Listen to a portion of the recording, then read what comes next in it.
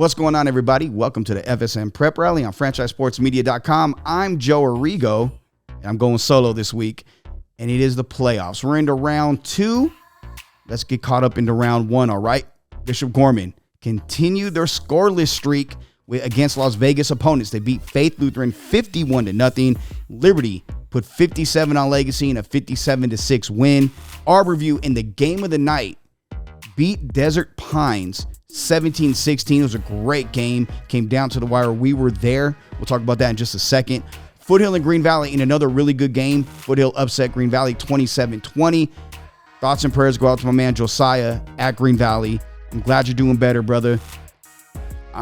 You were in our prayers and our thoughts and our well wishes. So glad you're doing good. Glad you're back on your feet. Can't wait to see you out there again.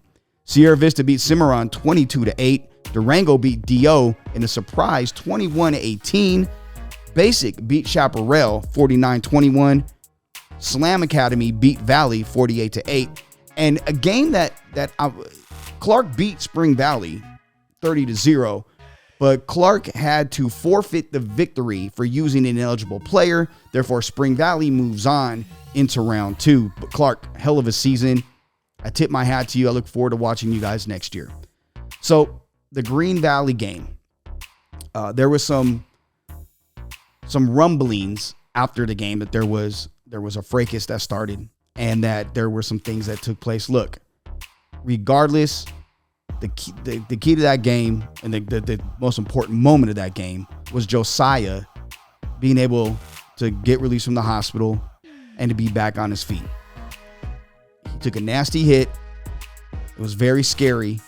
And the next day, on Friday, we got word that he was regaining everything and he's good. And he's reached out to franchise, and we're happy to say that he's doing good. So congratulations to Foothill on the victory, but more so congratulations to Josiah for pulling through. And congratulations to Green Valley on a great season. The game of the night, though, was Arborview and Desert Pines. Now, this is a game that earlier in the year, Arborview came back and won 22-21. So this game, it had everything you wanted if you're a football fan. It had great defense. I mean, you've seen Arborview take an interception 99 yards to the house, took it to the crib right before halftime as time expired to take a 14-7 lead over DP. DP came to play, and I tip my hat to the Jaguars and their staff. You guys played discipline. You guys were tough. The defense really stepped up. It was the best game I've seen you play all year, and I've been to 3 of your games. You won one. That was at the Polynesian Classic, but the other 2 you didn't. This was the best game I've seen you guys play. Arborview kicked a field goal to make it 17-14 after DP scored, and then DP did a great job. Arborview's defense held them at the 1-yard line in the fourth quarter. The next play, the very first play, Arborview tries to run a RPO. Quarterback kept it and got sacked in the end zone to make it 17-16. Now, the only critique I would have was you could have argued that DP should have kicked a field goal to tie it up at 17. But it could have worked out for him. 17-16, Arborview kicks the ball off. DP gets it. Arborview has a goal line stand. It was under 3, or not a goal line stand. It was a defensive stand. It was under 3 minutes in the game, and Arborview was able to run the ball out. Arborview won 17-16. They move on to play Liberty. So let me go ahead and give you the matchups this week. Foothill goes to Gorman in a matchup from a couple weeks ago. And that game is going to be interesting because of all the activity that happened with somebody from the stand spitting on a Gorman player, as well as whatever was said from the PA announcer allegedly during the timeout. That was a derogatory statement towards Bishop Gorman. And then will Gorman run the score up on him? Is this going to be something where you're at Gorman, so is this going to be a game where there's a revenge, even though you shut him out and you beat the crap out of him the week before, a couple weeks ago? That's a great question. We'll find out later on Friday.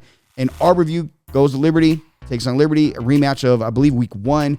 Arborview is getting back a couple people. Their quarterback was injured within the first 3 series. He's good to go. So we'll see what happens there in that game. It could be a really good game. That's at the 5A level. The winners obviously go on to play each other, and then they go on for the state title.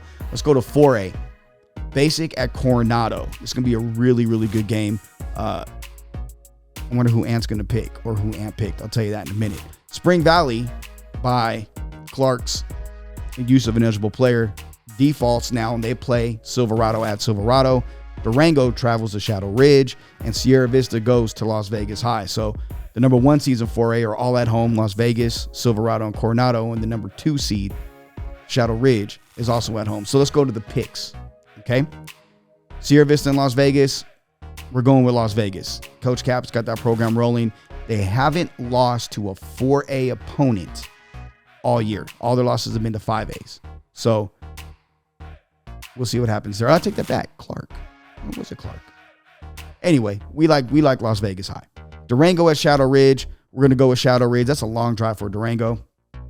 And quite frankly, Shadow Ridge, they're a very underrated team. Spring Valley at Silverado. Look, I've liked Silverado all year. Once I seen them play, I think they are legitimately, I can make the argument they're the 3rd best team in the city. I think they can match up with anybody other than Gorman or Liberty at this moment. But that's not a knock against Silverado by any means. Silverado, I think they're the most balanced team outside of the big 2. And I think they're a team that could compete at the 5A level. We like Silverado big against Spring Valley. I love you, Coach Steele. I love the Grizzlies, but Silverado's just a machine right now. Basic at Coronado, look. Big Ant said Basic was a sleeper team. The Basic Wolves have had a great year, but Coronado's another team that they gave Silverado some trouble, if I remember correctly. We're going to take Coronado in that game. Now we go to 5A. Foothill at Gorman. Look, I like Gorman. I like Gorman big. And if there was, I don't bet on sports, but if there was a point spread, I would take the over because I think Gorman's just going to do what they do best. And they're playing with an edge and they're playing with a purpose. And Arborview and Liberty. Look, this is a game that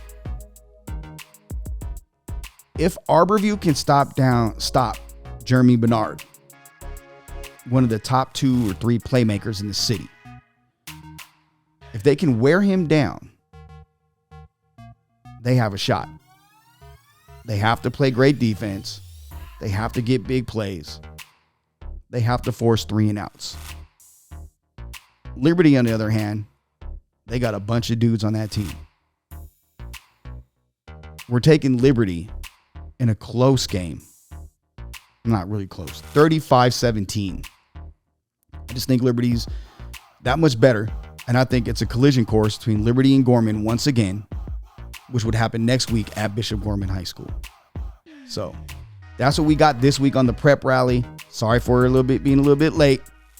Had some things to take care of. Ant and I will be back next week. We'll get you caught up with the semifinals, getting you primed for the finals, and we'll recap all the games and the storylines from this past week. For Anthony Bernal, who's not here today, I'm Joe Arrigo. Thank you for watching the FSM Prep Rally on FranchiseSportsMedia.com.